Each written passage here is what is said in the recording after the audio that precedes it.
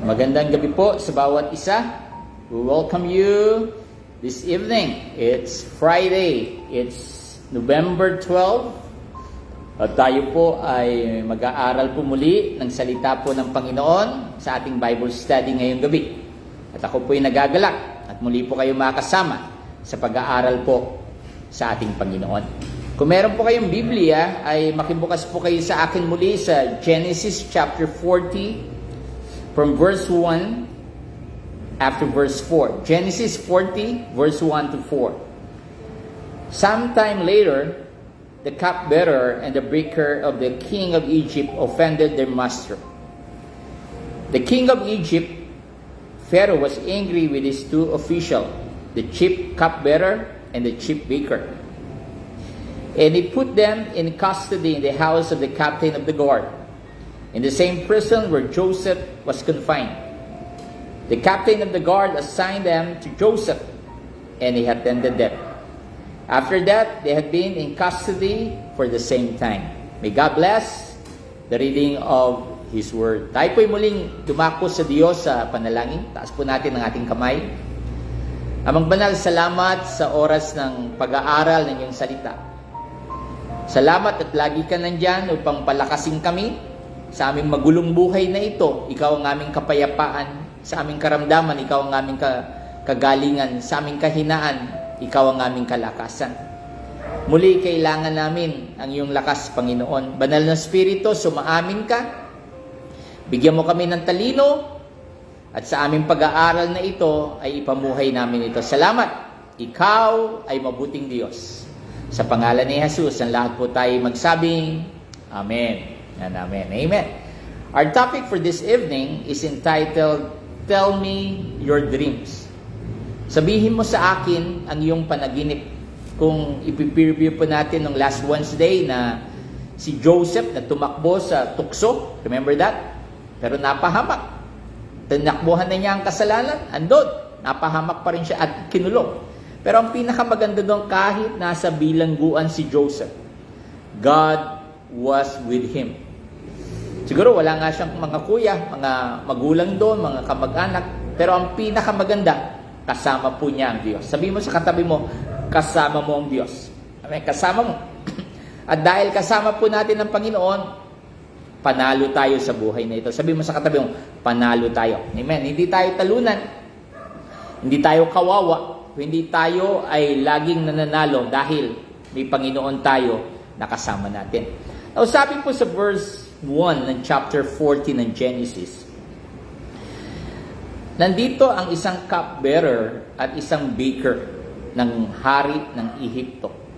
At dahil na-offend nila yung hari ng Ehipto, pinakulong ng dalawa. Ano-ano yan? Sino-sino yan? Yung isang cupbearer na nag-aalaga ng mga inumin ng hari at isang baker na madalas nagtitimpla ng tinapay, nagluluto ng kung ano-anong ibibake niya sa mahal na hari. Sabay silang kinulong. At nagkataon po, sabi po ng Bible, nandoon at itinoka sila kay Joseph. Si Joseph kasi, kahit nasa bilangguan, ay nandoon ng pabor ng Diyos. Ginawa siyang head sa bilangguan. Kung nasa kay Potiphar siya, sa bahay ni Potiphar, ginawa siyang leader. Dito, sa kulungan lang, ginawa pa rin siyang leader. Hindi siya yung sisiga-sigado. Dahil kasama niya ang Panginoon, nakita ng maraming bilanggo ang kalakasan at pagpapala ng Panginoon. Dahil nga daw kay Joseph, si Potiphar, remember that? Naging blessing kay Potiphar, si Joseph. Kasama lang niya sa bahay. Lalo siguro sa bilangguan, na mahirap ang buhay doon. Pero dahil nandun si Joseph, nakasama ang Diyos, nagiging maayos ang lahat. Nakasama po ni Joseph ito. At hindi po nagtagal, itong cupbearer at baker, nung nakita sila ni Joseph, para bagang malungkot sila in verse 7. Sabi ni Joseph, "Why do you look so sad today?" Bakit kayo nalulungkot sa araw na ito? Siguro madalas ay masayahin tong si cupbearer at si baker. Ay, kaya niya tinanong. At in verse 8, sumagot ng dalawa, "We both had a dreams." Meron kaming panaginip na walang maka-interpret sa amin kung ano ang panaginip namin. So, madalas ko sabihin, when was the last time na nanaginip ka? Ikaw ba bida doon sa panaginip mo? Ikaw ba nung hinahabol ng mga tulisan at nabaril ka sa panaginip mo? O maganda ang panaginip mo? At sabi dito, walang sino man ang makapwedeng maka-interpret ng panaginip nila. Now, again, kung i-rewind natin, si Joseph, si Jose, ay dreamer. Talaga pagka natulog yan, may panaginip. Hindi lang panaginip, may revelation ng Panginoon. Kaya sabi po niya sa verse 8, do not interpretation belong to God. Di ba ang nag-i-interpret? Dapat sa Diyos lamang ang interpretation, hindi pala sa tao. Lahat ng panaginip na gusto mong malaman ang ibig sabihin, kanino dapat humingi ng talino? Sa tao ba?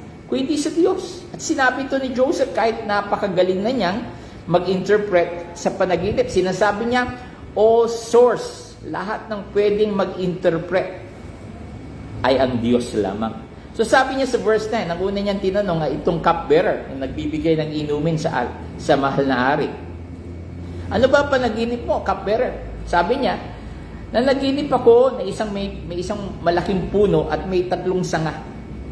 At doon sa sanga na yon ay napakaraming bunga, yan na mga grapes, mga ubas. At ito'y in-squeeze. At doon sa pag-squeeze na yon, nilagay ito sa cup at ibinigay ko ito sa mahal na hari. At kuwang-kuwa agad ni Joseph ang panaginip. Sabi sa verse 12, ang sabi niya yung 3 sanga ay pagkalipas ng 3 araw, tatawagin ka na mahal na hari. At muli kang ibabalik dahil mabunga yung puno ng in-squeeze yun. Ibabalik ka muli sa pagiging cupbearer mo. At sinabi ni Joseph, kung maibabalik ka sa position mo, sabi niya sa verse 14, remember me. Alalahanin mo ako, sabi niya sa cupbearer.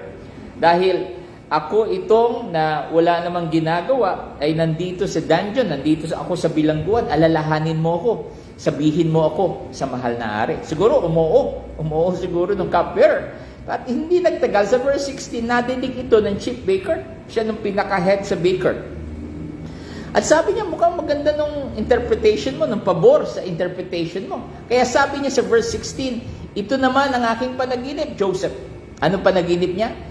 Sa aking uluhan ay may 3 basket na may mga tinapay. Punong-puno ng tinapay. Iba-ibang klaseng mga tinapay para sa mahal na haring si Parao. Pero dumating ang mga ibon at kinain ito at inubos ng basket na nasa aking uluhan. Nako, sabi ni Joseph. Yung 3 basket, sabi niya, pagdating na 3 araw, parang 3 araw ulit, muli kang tatawagin ni Parao. At yung katawan mo ilalagay sa pole. At yung mga ibon ay kakainin ng iyong laman. So, mas pangit. Yung sa cupbearer, babalik ka sa posisyon. Pero doon sa baker, kakainin ng mga ibon ng iyong laman. Parang hindi nila, siguro kung ikaw nung chief baker, hindi mo iintindihin. Masama naman ang interpretation mo. Hindi naman siguro ganun. No, sasabihin mo kasi ang nakataya, buhay niya. Now, sabi sa verse 20, lumipas ang 3 araw, eksakto, birthday ni Parao. Again, lalas ko po sabihin, pag hari ka, every night, merong celebration, gabi-gabi. May party sa kaharian. Now, lalong-lalo na, kung birthday ng hari, mas ingrande, mas marami. At pinatawag ng dalawa, ng cupbearer at chief baker, eksakto po, sa 3 araw. Timing na timing, hindi umabot ng 4. O kaya naman, hindi nag-advance ng 2 araw. Kundi eksaktong pagdating na 3 araw, ipinatawag sila eksakto ring birthday ni Haring Parao. At dito, yung chief baker, yung cupbearer, ay muling ipinabalik sa kanyang posisyon, pinaka-head ng inumin ng mahal na hari. Bago uminom ang hari, sila ang magtitaste. Sila ang magsasabi, ito pwedeng inumin ng hari. At bumalik nga talaga yung cupbearer. Now, pagdating naman doon sa chief baker, madalas chief na nagluluto sa hari ng mga sari-saring tinapay at pinapatay po talaga yung chief baker after 3 days. Now kung nung cupbearer tuwang-tuwa, sa sobrang tuwa niya, tignan niyo dito sabi sa verse 23, he did not remember Joseph, he forgot him. Sa sobrang tuwa, nung yung cupbearer na sinabi ni Joseph sa verse 14, alalahanin mo ako pag bumalikan sa posisyon. Patay na po yung baker. Talagang kinain ng laman. Nangyari lahat ng sinabi ni Joseph. Now, the big question right now na gusto ko pong yung maintindihan, siguro lahat po tayo may mga panaginip, maganda o pangit na panaginip. Pero ang sinasabi po dito sa ating pinag-aaralan ay merong gustong sabihin ng Diyos sa bawat buhay natin. May paalala ang Diyos. Di po ba itong pandemic, lalo nating iniisip ang buhay natin, buhay ng ating mahal sa buhay, mabubuhay pa ba ako sa ganitong sitwasyon? May mangyayari pa ba sa aking mga pangarap? Nawa maganda po dito sa ating pinag-aaralan, ang Diyos lamang ang pwedeng mag-interpret ng bawat panaginip. At ang Diyos lamang ang pwedeng magbigay ng katuparan ng bawat isa dito. Kaya huwag po nating hayaan na ang Diyos ay parang gawin nating bagay just in case for emergency only. Dami pong taong ganyan talaga. Minsan naalala ang Diyos dahil hindi maayos ang buhay. Pero pag smooth, okay naman ang pamilya, okay naman ang trabaho, parang, Lord, diyan ka lang. Huwag mo akong pakialaman, marami akong ginagawa, busy ako. Kalulungkot, no? Pero pag once na medyo pangit ang sitwasyon, abay, nandun ang Diyos. Kaya ang paalala po ng Diyos ay lagi po nating sabihin, Panginoon, may magagawa ka sa aking panaginip. At ang pwede lamang mag-interpret at tumupad ng ating panaginip ay walang iba kundi ang ating Panginoon. Kaya sabi ko nga madalas po, pagka ikaw ay nakapanaginip sa iyong kaibigan, kamag-anak na medyo masama, agad-agad, that's a warning. Nasabihin mo, Lord, huwag matuloy yun. Yung kamatayan na yun, yung aksidenteng yun, yung karamdamang yun. You bind it in the name of Jesus. Now, kung maganda naman, you bless that person. Dahil ang Diyos lamang ang pwedeng magsabi. Malalim po ang kanilang panaginip. Kung ano-anong halaman pa, may basket pa, may tinapay pa. Hindi nila maintindihan. Now, next Wednesday, sa ating prayer meeting, Bible study next Wednesday, ang nanaginip naman ay si Parao, nung hari na. Now, kahit sinabihan ni Joseph yung cupbearer, alalahanin mo ko, sabi sa verse 23, nakalimutan niya si Joseph. Excited, bumalik sa posisyon.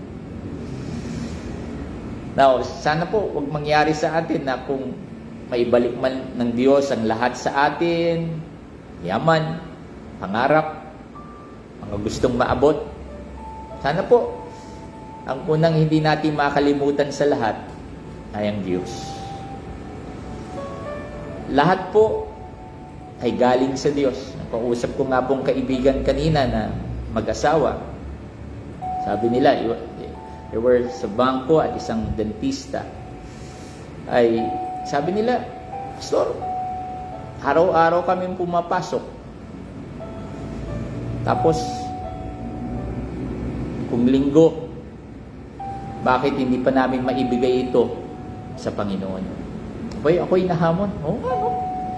Araw-araw kang papasok, araw-araw kang pupunta sa gusto mong puntahan dahil trabaho. Pero marami pong nakalulungkot na ang linggo na hindi man lang maibigay sa Diyos ng source of everything. He's the source of everything po. Kaya bilib po ako sa mga Kristiyanong talagang sasabihin, Lord, matatapos ang buhay ko, magkakaroon siguro ako ng aking mga pangarap. Pero ang talagang buhay is our spiritual life. Our body, siguro, will give up one day. Mamatay ito. Ating yaman, sino hahawak niyan kung wala ka na? Yung pangarap mo, yung pamilya mo. Kaya nga, ang pinakadulo ng buhay na ito is our spiritual life. Yun ang bigyan natin po ng halaga. Yun ang forever and ever, our spiritual life. Yung posisyon mo, sabi nga dito, pwedeng mawala yan, pwede kang palitan ni naman. Yung pera mo, tako. Pag wala ka na, sino makikinabang? Ang dami po nating pwedeng intindihin dito sa buhay na ito. Pagamat ang oras ay kinakain tayo, ang ating mga obligasyon, kinakain tayo niyan.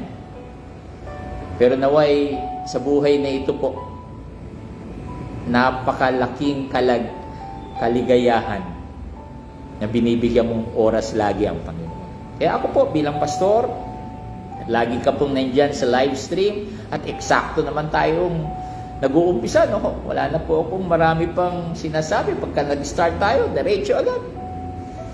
Gusto nga kumanta, kaso lang baka mawala siya pag kumanta ako. Kaya diretso lang tayo sa Word of God. At ang maganda po doon, nandiyan pa rin kayo. Ang dami nating kasabayan. Mga news, ang iba sa inyo yung nagluluto pa, ang iba sa inyo yung pagod na pagod pa, pero nandiyan ka pa rin. Dahil alam mo, ang source of everything ay ang Diyos. Alam po ba nyo, ang ating ginagawang ito ng pag-aaral ng salita ng Panginoon, ang tuwang-tuwa ay ang Diyos. Tuwang-tuwa siya na kahit sa maikling oras ay may panahon ka sa Kanya. At our prayer is, ano man yung desire mo, ano man yung nangyayari sa iyo, ay sagutin yan ng ating Panginoon. Tayo po'y mananalangin at madalas ko pong ipinapataas ko ang kamay. Bakit po? I do believe it is a source of surrender sa Diyos. Ang pwede lang po talagang i-surrender natin ang buhay natin, hindi sa problema ha, kundi sa Diyos. Na ibinibigay natin, Lord, kung hindi mo ako patatawarin, kung hindi ka mahahabag sa akin, kung hindi mo ako tutulungan, walang mangyayari sa buhay ko, walang mangyayari sa pamilya ko, walang mangyayari sa trabaho ko, sa aking mga pangarap, walang mangyayari unless na mahabag ka sa akin. Let's lift up hands toward heaven. Let's pray. Lord, salamat sa oras ng pag-aaral ng iyong salita. Salamat sa mga taong nakasubaybay sa live stream na ito. Ang dami-dami naming hinaharap lagi. At salamat sa magandang balita, unti-unti ang virus na ito sa Pilipinas, sa NCR, sa buong lugar namin, ang balita'y bumababa. At salamat, Panginoon, hindi po ang vaccine ang dahilan, kundi ang Diyos namin ang dahilan ng kagalingan ng maraming tao. Panginoon, si Joseph ay nakalimutan. Parang kami, nakatulong kami sa ibang tao, nakapanalangin kami sa ibang tao. Pero minsan, nung aming mga pangarap, nung aming mga iniisip na akala namin ang tao ang pwedeng magsalba sa amin, ang tao ang pwedeng tumulong sa amin, ayun, nadi-discourage lamang kami kasi akala namin ang tao ang pwedeng makatulong sa amin. Sa dulo po pala, Panginoon, ang talagang pwedeng makatulong sa amin ay walang iba kundi ikaw. Alam mo ang aming mga sitwasyon, alam mo ang mga nangyayari sa aming buhay, sa aming pamilya, trabaho, negosyo, pag-aaral, sa aming emosyon, sa aming pisikal na buhay, magmula ulo hanggang aming mga panyapak. Alam mo lahat yan. Dahil ikaw ang lumikha sa amin. Lord, kung sinasabi namin mahal ka namin, kung sinasabi namin ikaw ang aming Panginoon, ipakita namin ito. Habang buhay kami, sabihin namin mahal ka namin. Habang buhay kami, sabihin namin gagawin namin ang kalooban ng Panginoon. Hindi ko kailan kami pwede. Importante ka sa aming Panginoon. Gamitin mo ang aming buhay. Gamitin mo, O Diyos, ang aming buhay. at patuloy kang maitaas. Lord, I pray for those people na may mga pangangailangan, may mga karamdaman, may mga kaguluhan ng relasyon, may mga bayarin, na mga nalilito, nai-stress. Ikaw po ang aming kalakasan. Hawakan mo ang aming mga kababayan nasa abroad. Hawakan mo ang aming bansang Pilipinas sa aming paghahanda sa eleksyon. Salamat, Panginoon, sa ginagawa mo sa aming bansa. Mabuti at napakabuti ka. Hawakan mo kami, Panginoon. Gayun din, Panginoon, ang laging kasama namin sa live stream na ito, yung mga nakataas ng kamay na sumusuko sa iyo. At ang sino man unahin ka, ay una rin sa iyong pagpapala. Touch them, Lord. Hindi maikli ang iyong kamay para abutin ang bawat isang nangangailangan sa iyo. At dahil nandiyan ka, Panginoon, may himala sa pangalan ng Panginoon. Salamat, Amang Banal, sa iyong gagawin. Sa pangalan ng Ama, ng Anak, at ng Espiritu Santo, lahat po tayo magsabing, Amen. And Amen. Amen. Sabi mo sa katabi mo, napakinggan ng Diyos ang iyong panalangin. Amen. So kung marunong ka ng SMS, again, sumunod, magtiwala. Sumunod, magtiwala ng isang S pa. Solve na. Ulitin ko. Sumunod, maniwala ng isang S. Solve na. Hindi si Pastor James. Kundi nandyan ang Diyos kasama natin. Salamat po. At lagi po kayo nandyan na nakikinig, nakikisama sa pag-aaral ng salita po ng Panginoon. Again, please write any comment, any prayer request that you would like. Sulat lamang po nyo. Dahil naniniwala tayo kung marami ang nananalangin, kung marami ang nagtitiwala, kung marami ang sumusunod sa Panginoon, ang umahabol sa atin ay ang himala ng ating Panginoon. Again, I'm Pastor James Lagasca. Thank you for watching the live stream of the Light of Life Foursquare Church. Again and again, the Lord loves you and the Lord cares for you. Magandang gabi po. The Lord bless.